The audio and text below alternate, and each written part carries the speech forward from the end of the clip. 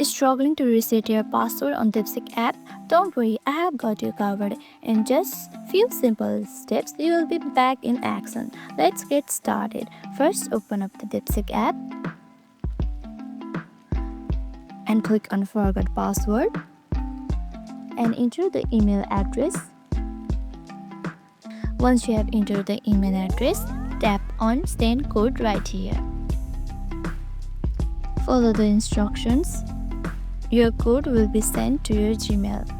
Once you have received the code, go to your Gmail and copy the code and simply paste it right here.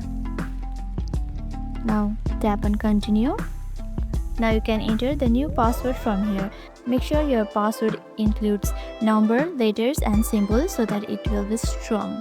Once you have entered your new password, tap on Reset Password. And that's it, your password has been changed successfully.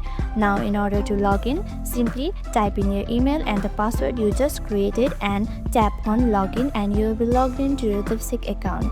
I hope this video helped you out. If it did, don't forget to like, subscribe and hit the notification bell for more videos like this. Thank you for watching.